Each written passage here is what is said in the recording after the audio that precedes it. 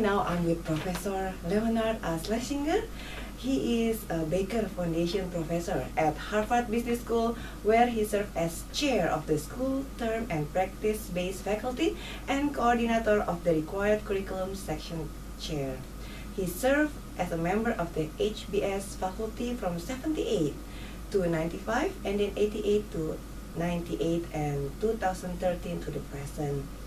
During his career at the school, he has taught courses in organizational behavior, organization design, human resource management, general management, neighborhood business, and so many things. And his writings on entrepreneurship, service management, and organizational management have been widely published and influenced. His work on the service profit chain has been recognized as one of the most researched management concepts of the last 25 years. Hello, Professor. It's so nice to meet you. It's a pleasure to meet you as well, Sonia. Welcome to Dr. Sonia Wibisono YouTube channel. Jangan lupa klik subscribe, karena subscribe itu gratis. Klik like, klik share agar teman-teman bisa dengar juga manfaatnya.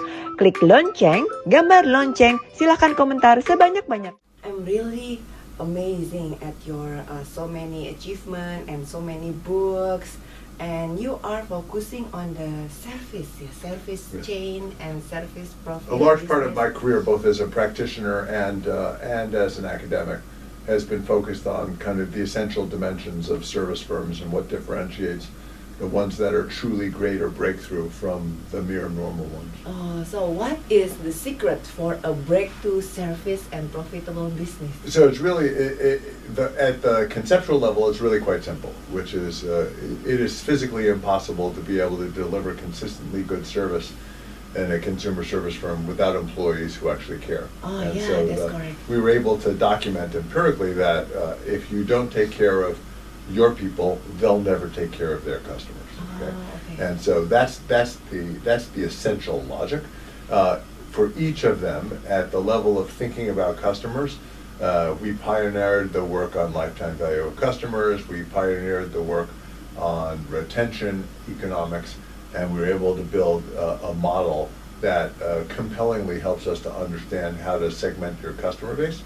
Then we moved into the satisfaction work, and we were able to demonstrate the fact that merely satisfying customers doesn't lead to the retention economics that we're looking for, but that you really have to go way over the top in being able to delight customers in material ways. And having established that just merely satisfying customers isn't enough, and that retention economics far outweigh the cost of finding new customers, we spent all of our time looking at the strategies that a variety of organizations use to engage their employee workforce in the context of designing and delivering that service. Increasingly over time now, much of that work is mediated through technology platforms, and we're spending a fair amount of time worrying about how technology either substitutes for or enhances or detracts from the ability to deliver great service. Oh wow! So yesterday at the OPM we were taught about Disney. Yes. So Disney make a culture day. Usually before somebody go into employee at Disney, they are being trained. Completely socialized. Yeah. They go into the tunnel at Disney. So at the Disney park, right? They are never out of character when they see human beings. Yes. And also they train them before they become employees. Yeah, you're completely steeped in the culture. And they recognize one of the fundamental rules of service that we understand, which is in looking at the selection of employees, we've taken the axiom from our colleague who's since passed at Southwest Airlines, Herb Keller, which is you hire for attitude and you train for skills. So we can always train for skills, but if someone doesn't have a good attitude, you're not going to be able to fix it. So we have to find an employee that have a good who have attitude. psychological disposition to want to serve and are basically happy. Is it have to be in all the company or only service based? In any place where you're interacting with other employees, because you don't want people to interact with other employees who don't have good dispositions, and most importantly, at the physical interface with customers. So psychology test is very important in the beginning. So I started the work in the 70s with people around the issue of being able to test for attitude. Oh, Yeah. is it important to test the people in the first place? There are a variety of different ways to get access to it, but testing, if you're doing it on a large scale, testing was one of the portfolios that we used. So you prefer to choose an attitude employee compared to a skilled and smart If I have a skilled, smart person who has a miserable disposition, I don't want them. Oh, okay, okay. So what are the strategies for the companies to have like the best service they can? Do they have to make training first a month before? Well, the first thing they have to do is they have to make sure that everybody understands why they exist and what they're trying to do. They need to understand who their core customer is and what their customer wants. Okay, and very few people go through the discipline of being able to address those questions. So they say they're going to service everybody, and the reality is, not every customer is as profitable as the person next to them. So we really need to understand in terms of customer behavior where the profit is made. We then need to understand, again, quite simply, what they want. Okay, so there are a bunch of different ways to be able to access customer wants. Increasingly now, because so many of our customers interact with us through technology-based platforms, the ability to track their behavior and their desires off these platforms provide us with amazing amounts of data that we can work with to be able to do it, but none of it is an effective substitute for actually asking them. Really? Yeah. It's different technology and the real human? Just ask them, right? And they'll tell you. And then the issue of how we've designed service delivery. So increasingly, Disney is an absolute master of what now is called the customer journey, okay? Which is, if we're really talking about, we're not managing in service, we're not just managing an action, we're not delivering a single point-in-time product, we're delivering an experience over time. So what is the journey? How do they enter? Where do they go through? Who do they interact with? And how do we close out? And so the basic logic of great service firms is they are now designing and engineering every step of the customer experience. Wow. As opposed to leaving it to chance. Okay. So all of your journeys, these whole years, what is the failure company that you've ever seen because of their failing at the service? There are so many failing companies. We have in our courses here, historically we used to have our students write letters of complaint and letters of compliment to Yes. service providers. Oh, okay. And you could tell an enormous amount from the company's responses. Okay? Did they genuinely appreciate the feedback? You know, we always say that feedback is a treasure, and the companies that aren't going to do well generally don't reflect that understanding at all. They're annoyed by it, or they're trying to buy you off, as opposed to trying to learn from it. Okay. In other places, for a simple complaint, our students were getting called by the CEO who wanted to have a conversation for 45 minutes to really understand what was going on. Oh. And those are really the foundations, in some respects, of firms that end up doing great things. Yes, because usually when you are a CEO, if you don't go to the customer directly, you don't know the problem. You deserve everything you get. Yes. And what is the most important business strategy of all times in the service industry area? Well, again, so I used to laugh years ago when we first started doing the work. We'd say it was really very simple. Find out who your customers are, find out what they want, and give it to them. Now, there are all sorts of tools, techniques, and metrics that surround that, but it hasn't changed. These are things, I still remember when my father was still alive, he heard me give a talk, and I laid that out, and he said, "This is what you tell people?" And I said, yeah. He goes, and they don't know this, right? And I said, well, for some of them it's actually new, for some of them it's a useful refresher. He basically said, you should start the day singing God Bless America, that you can make a living telling this to people. And and the message hasn't changed in 30 years. What are some of the companies that really getting big because of their best service? Well, Disney's a perfect example of a company that really has thought that through and has figured out how to integrate products into the service delivery system in a very, very powerful way. They really understand that. Historically in retail, we used to celebrate department stores that haven't adapted to technology. There is no question that Amazon.com is one of the most customer-centric companies on the earth, and has transformed retail as we know it, Yes. and has really given fits to the vast majority of the physical retailers who are trying to figure out how to adapt to the realities of the platform that Amazon has built and the incredible results that Amazon has been able to achieve. And that really kind of upended an entire industry in very profound ways. Yeah, how come like the big major department store like Barney's, New York, they are closing down? Yeah, sorry, we had a Barney's bag in here. There's no Barney's anymore, right? I just went to the one in Boston, in Yeah. Copley, they have Just for the closing sale. Yes. How come because they have more service compared to Amazon online. How come they can close down? Well, the reality is the notion of having more service is the nature of the goods and the fashion experience they're trying to deliver. And quite honestly, there are tons of different categories where physical retailers believe they own the customer and it would never change, that have succumbed to electronics. So a perfect example of that in the States is Zappos. Okay? So I still remember the first time my wife was going to experiment with ordering shoes from Zappos. And I said, like, this is just crazy. I mean, just go to the store and try them on.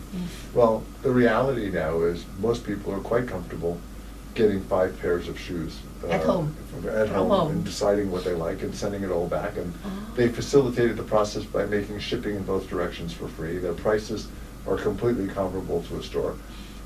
And most importantly, they maintain an in-stock position on just about everything. So you go to the store, they're not likely to have it. Okay, they're not likely to have it in your size. Yes. There probably isn't an assortment that allows you to pick out 5 different ones to play with. So that's one whole change. The second whole change is certainly starting with millennials and now moving to a much broader population. People don't feel the need to own anything. So we rent our cars, we rent our houses, and about 10 years ago we started renting our clothes. Yes, right? yes, And yes. so Rent the Runway has really set the foundation for an entirely new industry, essentially where they become the subcontracted closet to large numbers of women in the world. Again, something I would not have conceived as being within the domain of it. Airbnb completely upended vacation travel. The hotels didn't see it coming. They didn't know how to respond to it at all. Uber completely upended taxi and limo service. So there are now technology-mediated service delivery that at the core proposition have completely turned businesses on their side, and they all have a quite difficult time catching up. Some of them are, but most of them are not. Is rating the same between the conventional one and the technology one? By the rating, you mean the customer satisfaction rating? Yes, Almost never at the start, and within 2 or 3 years, almost always. That's why it's really shaking. The Yeah. So, for industry. example, I just finished a case study out of business, which is just come to Hong Kong, inevitably will come to Indonesia, called Smile Direct Club, and they're in the business of providing essentially smile improvement services to people who have crooked teeth or anything like that. Okay. Not serious health problems, but who would just like to improve their smile. Whitening teeth? No, I'm talking straightening. Oh. Straightening teeth. And historically, the solution in the United States requires a trip to an orthodontist and an investment of at least $6,000. Yes. The Now braces, right? Yeah. Now we have aligners, plastic aligners, which we can make, and that we can develop a treatment plan for you if we do a 3D X-ray, and you can have it taken care of all at home with somebody monitoring it through teledentistry. And at $1,850 now instead of $6,000, without having to go to the dentist office, doing it all at home. It's a completely different ballgame. They give you a 3D tray. They give you a 3D X-ray and to decide whether you're an available customer, and then that 3D X-ray gets sent to an orthodontist to decide whether or not you could be a client, and then they develop a treatment plan for you, and if you sign off on it, all they do is send you these aligners that you have to change every few weeks. Yeah, that's a very...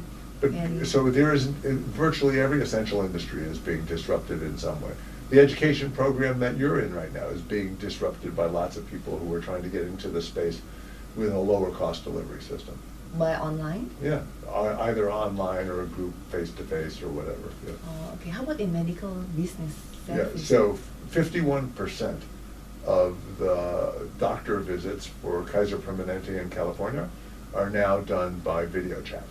Video chat? Yes. Is it allowed to Not, go doctor? more than half are done that way. Yeah, it's allowed in California where it's they're headquartered. allowed. Yeah. Oh, because in some countries it's not allowed I to understand. make like Yeah, a so, diagnosis. and so to some extent we have regulatory processes that are inhibiting the natural forces, because the vast majority, if I tell you you can talk to your doctor, you're not feeling great. If I tell you you can talk to your doctor in an hour, or you can talk to your doctor in 6 weeks, which would you prefer? Oh, an hour, of course. Right, on the telephone. Yeah. Right? Yes, yes. And the satisfaction levels with that are higher than the satisfaction levels with waiting for an appointment. Oh, okay, okay. Can they choose the doctors, specialists? Yeah, these are generally these are not for complex specialty things. These are, I want to see my primary care physician. Oh, it's for GP, I'm not yeah? feeling well. Yeah, I'm not feeling well today. Okay. Or anything. Yeah. For specialized, maybe not We yet, use yeah? it for specialized for second opinions. Oh, second opinion. Yeah, send all of the data to the specialist and then have a chat. Oh, you have it already. It already exists. Oh, how about for hospital business? It's Or great. clinics? I mean, It's like the that, yeah. reality is, the hospital writ large, okay, it's increasingly, it's an increasingly less central part of the value equation. They're too expensive. Yes, And costly. it's the easiest place to get sick. Okay? I'd Or rather have you. infected by each other. Yeah. So at this point, lots of people are diversifying into outpatient clinics, community clinics, telemedicine. So there are all sorts of, and then finally, the medical advice that you can have on your phone. Okay. You know, so for example, I have this ring. Okay, Yes. this is digital health. This ring tracks my heart rate, my sleeping patterns, my exercise patterns, and I can download all of this data to my primary care physician. who can Really? see- From the ring? From the ring, who can see what I'm doing. Okay. Yeah, Oh, it's inside. yeah. Oh, this is made in USA? Finland. Oh, Finland. Yeah. I should get that. Yeah. And so everything is changing. And so Yeah. the reality is, how do you take those essential principles of who the customer is, what they want, and how to deliver it? How do you take those essential principles that transcend time and space and technology settings and use that as a timeless point of view and adapt technology to that reality?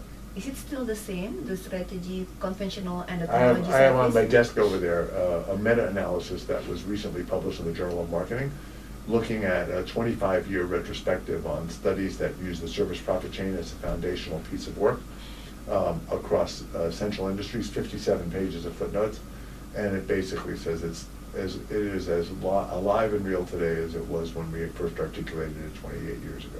We've displayed over time, we've continued to do this research, and it was in our last book, where we've looked at the analysis of the best companies to work for, because Fortune magazine has had that study for years, the greatest shareholder returns in the public companies, and the customer satisfaction scores from a variety of different data sets.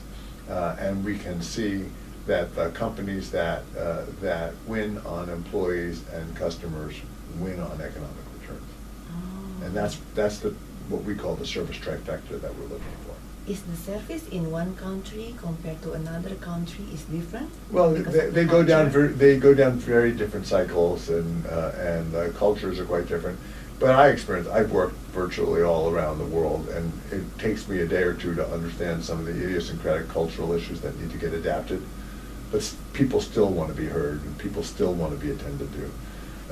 And so, no, it doesn't change. Oh, does it? Okay. Thank you so much, Professor. Well, an for absolute pleasure to be your- with you. I'm Yeah, glad thank you're you here, so and I hope you're much. enjoying OPM. Yes, thank you so much, and hopefully it can benefit a lot to the audience what we are talking about today. Thank you, Professor. My pleasure. Thank you so much. Thanks again Thank for the you. time. I Thank enjoyed you. it.